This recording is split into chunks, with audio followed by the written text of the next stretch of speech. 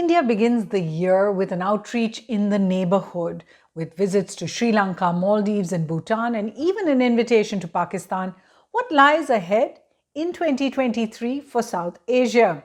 Hello and welcome to a new season of Worldview at the Hindu with me, Suhasini Haidar, Season 3. This is episode 93.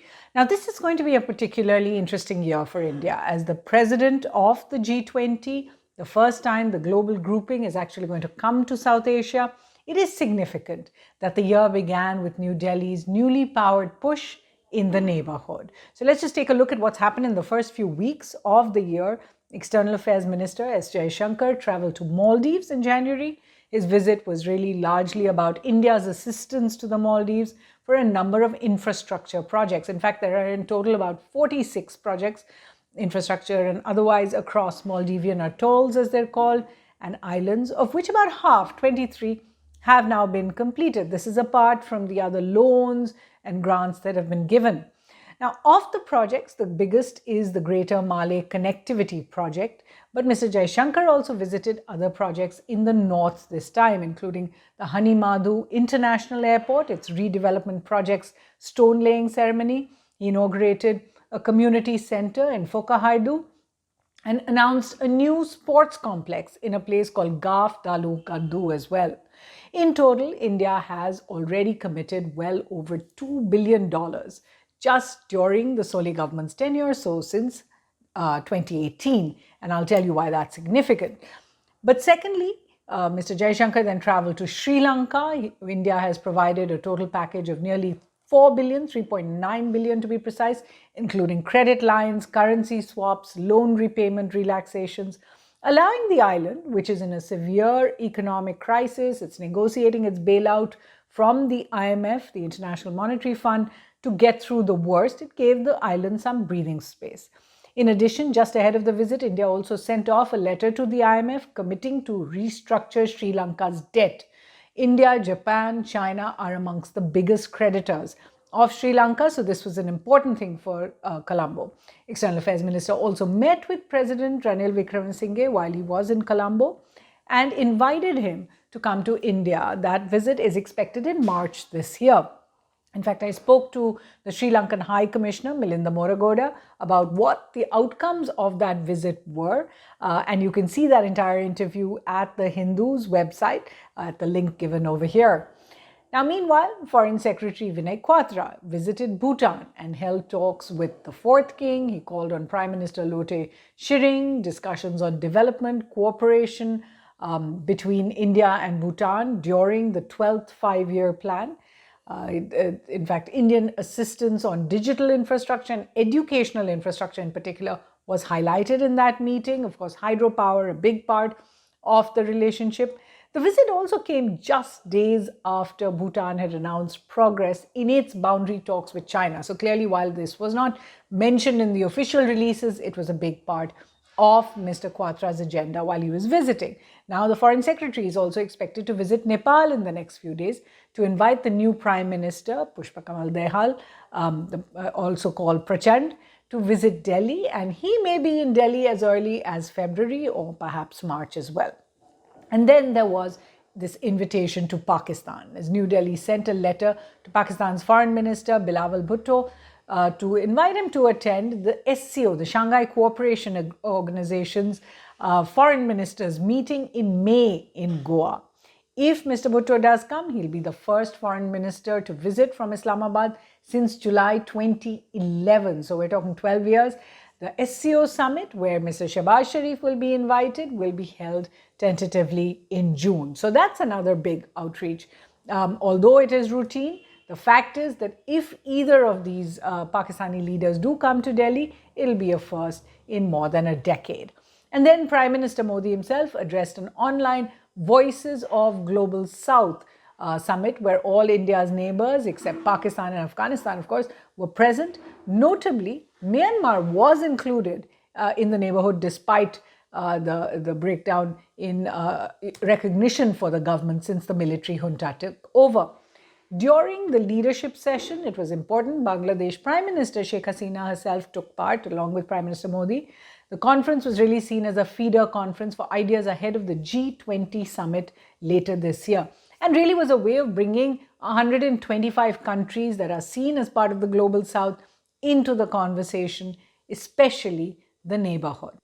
So what is driving this concerted push at this time? And I've listed for you all the countries that the outreach is going to. And there could be many reasons, but here's what we think are right at the top. The first, India's high-profile event this year, big ticket item, is really the G20. You can see cities across the country getting ready for it. We're also seeing a number of meetings that are already underway. And all these meetings really require regional stability. So no nasty surprises come out in relations with any of the neighbors. And that's one of the big reasons for the push. The other big reason is that elections are due in many of these countries, in Bangladesh in January 24, in Bhutan later this year, in the Maldives later this year, also in Pakistan.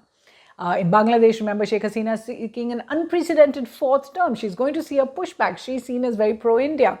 In Maldives, the opposition PPM under former President Yamin is leading an India out campaign. So New Delhi is keen to shore up its ties with the incumbents in power, but also with the people of the neighborhood, just in case there are new governments elected there.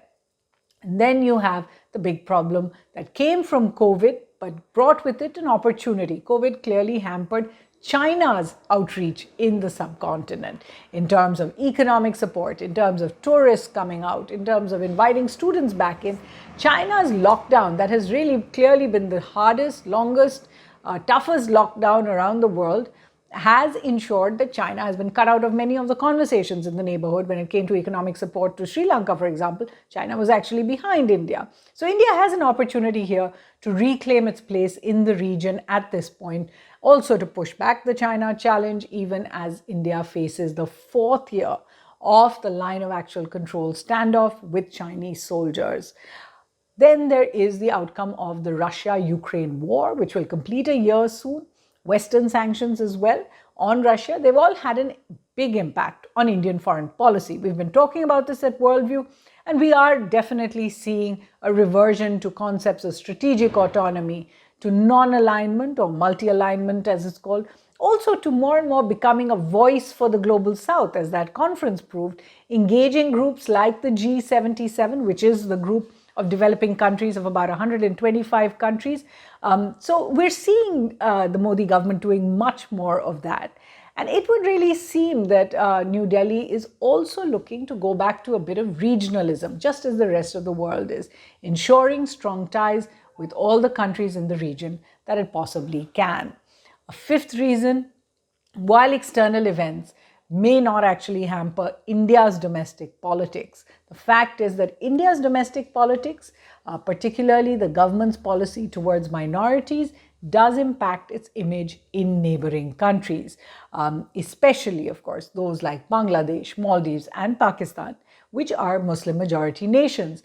And as a result, the Modi government has obviously in the last few months found it has to go the extra mile to reassure friends in neighboring capitals of India's continued commitment to pluralism. Now, this is something that is not necessarily spoken about all the time as a part of India's foreign policy, but it's there at the back of many minds.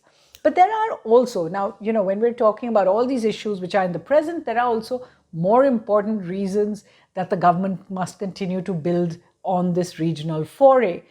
And that is that all of India's future problems really require an all-of-region solution. They require solutions in the entire South Asian region. So even if you don't believe in the SAARC grouping, South Asia as a unit has to deal with many problems. What are those problems? For example, air pollution. 9 out of 10 South Asian cities are in the top 10 list of polluted cities.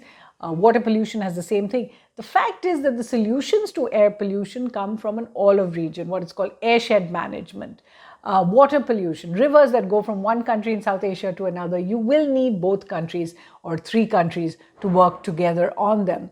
Climate change is another big part of where you need a regional solution. Energy security, getting the best deal for energy, but also the need for a renewable energy grid that will bring together all the renewable energy sources in South Asia and then distribute them. So for example, if India is going to bring renewable energy from Nepal and from Bhutan, those big hydropower potential there, and bring it onto an Indian grid, dispersing it to Bangladesh and to Sri Lanka, the fact is, unless there is a whole of region approach, you are not actually going to get the demand needed for mega infrastructural financing. In fact, this is an opportunity that Pakistan continues to miss out on, given its huge power crisis. They had that power crisis last week where much of the country's cities had to shut down. And yet it does not want to be part of India's South Asian solution of a renewable energy grid. There's also health security, the control of pandemics, scarcity of resources. Again, all of these need that regional push. So if these are the problems of the future, then it would seem not logical really to not look at a more South Asia approach. In fact, I've written about the illogical rejection of the idea of South Asia. There's an article in The Hindu which you might find interesting. Eventually, India's position at the high table of the world is an impossibility. If the region is in crisis, if the subcontinent is in crisis, or if its neighbors are inimical, because that makes India vulnerable. India's neighborhood, or South Asia, as it's known, is a geographical, cultural, and historic reality. It's not something you can wish away. And it is only by accepting the importance of working with the neighborhood that India can truly fulfill its potential on that global stage. Time for some book recommendations, and I have promised to try and make most of my recommendations really about all the new books that are coming out, because I know many of you have had a time in the last few months to catch up and come up to date with some of the older book recommendations. This is brand new. I'm very proud to speak about it. Coping with China-India Rivalry, South Asian Dilemmas. I've written a chapter in this book on Bhutan. I do hope you are able to get it and read it. There's another new book out called Politics of Hate, Religious Majoritarianism in South Asia. Very important conversations here, essays edited by Farnaz Isfahani that really look at the problems of radicalization, majoritarianism, right-wing extremism, as well as religious extremism. This is a real important book for the times. Then there are two new papers. I touched on one of them briefly. You can certainly buy bound reports of them or download them as PDFs. One is called Striking Asymmetries, Nuclear Transitions in Southern Asia by Ashley Tellis. He's of the Carnegie Endowment. It's certainly a very important book to looking at how South Asia has changed by the two big nuclear powers in it, India and Pakistan, and of course, outside of it, China. The other book I spoke about is Striving for Clean Air. Lots of great advice in there. Air Pollution and Public Health in South Asia. This is a book by the World Bank team that works specifically on one South Asia. A book a little bit from the past called Monsoon by Robert D. Kaplan, who's the author of The Revenge of Geography and Asia's Cauldron. These are very important regional geography books. Another one called The Power of Geography. I think I've spoken about it before. 10 Maps That Reveal the Future of Our World. The sequel, this is, to Prisoners of Geography by Tim Marshall. And then there's another book called Modern South Asia. It's in its 4th edition now.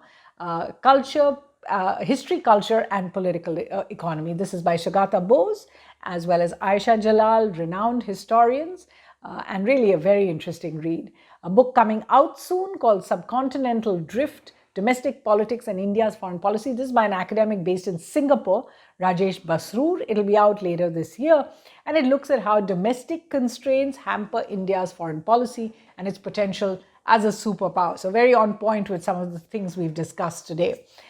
Climate change in South Asia. If you haven't had enough of this issue after this, it's called Politics, Policies and the SARC. It's an older work by Bania Telang Majau. He's produced by Routledge and published by Routledge, and certainly a very important read. Finally, there's this book. You might find it interesting. It's memoirs that touches a little bit upon India and Pakistan post the Balakot strikes and what happened. This is by former US Secretary of State Mike Pompeo, called Never Give an Inch, Fighting for the America I Love. Now, obviously, he's pushing for his presidential run possibly next year.